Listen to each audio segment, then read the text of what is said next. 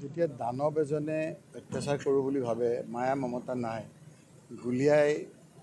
গুৰিয়াই ঘৰ ভাঙি যদি ৰাজত্ব কৰে, তেতিয়া তাৰ যে সময় ছুটি হৈ আহিছে সেই কথাবিলাকে বুজাইছে।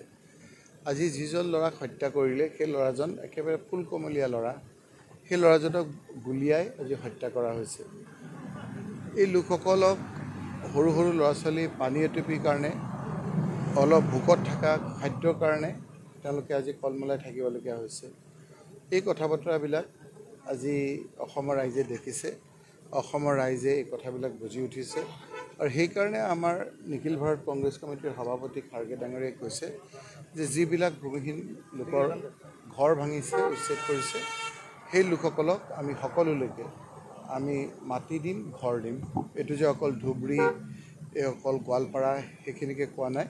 তেওঁ ডিমা হাছাওত যিসকল ট্ৰাইবেল লোকৰ ঘৰ ভাঙিছে, মাটি উচ্ছেদ কৰিব কৈছে, যিসকল আপোনাৰ কাৰ্বি আংলঙৰ মানুহক মাটি দখল কৰি আদানীক দিবলৈ ওলাইছে, যিসকলে আপোনাৰ লখিমপুৰত কঠীয়াৰ ওপৰত আপোনাৰ বুলডেজাৰ চলাইছে, য'ত আপোনাৰ পলাশবাৰীত আপোনাৰ ৰাভা মানুহসকলৰ মাটি দখল কৰিবলৈ গৈছে, এই সকলোলৈকে নিজৰ নিজৰ মাটিটো ঘূৰাই দিব আৰু তেওঁলোকক ঘৰ দিব কংগ্ৰেছ আহিলে, সেই কথাটো সূচাইছে।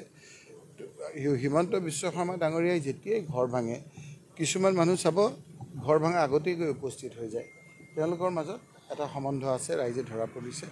সেইকাৰণে আজি এই সময়খিনিত মই কৈছোঁ যে আমি সকলোৱে হিমন্ত বিশ্ব শৰ্মাৰ জালত ভৰি নিদি শান্তি অটুট ৰাখিব লাগে, আইন হাতত ল'ব নালাগে আৰু গণতান্ত্ৰিকভাৱে ইয়াৰ প্ৰতিৰোধ আমি কৰিম। যিসকল অন্যায় কৰিছে, আজি ফৰেষ্ট মই য'ত গৈছোঁ তাত পুলিচ যুদ্ধকালীনৰ এটা প্ৰস্তুতিৰ নিচিনা, কিন্তু তাত সোমাব দিয়া নাই কাকো। আমাৰ তাত লিখা আছে সেইখিনি বোলে ফৰেষ্ট লেণ্ড, সংৰক্ষিত বনাঞ্চল। মই সুধিলোঁ তাৰ চাৰ্কুল অফিচাৰক, তাৰ মেজিষ্ট্ৰেটক, তাৰ অফিচাৰক, তাত স্কুল আছে নেকি? বোলে হয় স্কুল আছে। তাত কলেজ আছে নেকি? বোলে কলেজ আছে।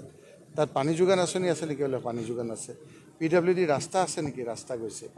যদি পানী চৰকাৰী আঁচনিবিলাক তাত আছে, তেতিয়া সেই অঞ্চল কেনেকৈ আপোনাৰ সংৰক্ষিত বনাঞ্চল হ'ল? গোটেই নিয়ম কানুন ৰাতিৰ ভিতৰত কাগজ পত্ৰ চেঞ্জ কৰি যিটো কৰিছে, সেইটো সদায় এইবিলাক নচলিব। এইবিলাক অন্যায় কথা হৈছে। এতিয়া আপোনাৰ যেতিয়া দানৱৰ ৰাজত্ব চলে তেনেকুৱা হয়। আমি কিছুদিন অপেক্ষা কৰিব লাগিব। তাৰপিছত নিশ্চয়কৈ আমাৰ অসমৰ যিসকল আমাৰ শান্তিপ্ৰিয় ৰাইজ আছে, সকলোৱে একত্ৰিত হৈ হিমন্ত বিশ্ব শৰ্মাৰ BJPৰো যিখিনি ভাল মানুহ আছে, সেইখিনিও আজি হিমন্ত বিশ্ব শৰ্মাৰ চৰকাৰৰ পতন বিচাৰিছে। তেওঁ কোৱা নাই, তেওঁক কৈছে, তেওঁৰ মনটো চাবচোন বৰ ভাল নহয়। হিমন্ত বিশ্ব শৰ্মা ডাঙৰীয়াৰ দিনত তেওঁৰ মনটো ইমান ভাল নহয়, কিন্তু এটা বাধ্যত পৰি তেওঁলোকে ক'বলগীয়া হৈছে। আজি SPDCও অসহায় হিচাপে কামবিলাক কৰিছে, আমি তেখেতলোককো নকওঁ। তেখেতসকলেও মোক ক'ব দিয়ক, মই কৈ লওঁ দেই। তেওঁলোকৰ মনবিলাকো তেওঁলোকক কম অপমান কৰি থৈছে নেকি? গতিকে তেওঁৰ আজি আপোনাৰ দেখিছোঁ এতিয়া আলফা আৰু ছালফাৰ ৰাজত্ব চলিছে। সেইকাৰণে কৈছে, সেইকাৰণে সৰুতে আমাক শিকাইছে ভালৰ লগত ফুৰিবা, ভাল কথা শিকিবা। আজি যদি মুখ্যমন্ত্ৰীয়ে সেইবিলাক কথা কয়, মই সেইকাৰণেহে কৈছোঁ যে থাৰ্ড ক্লাছ মানুহৰ ফ'ৰ্থ ক্লাছ কথাৰ উত্তৰ মই নিদিওঁ।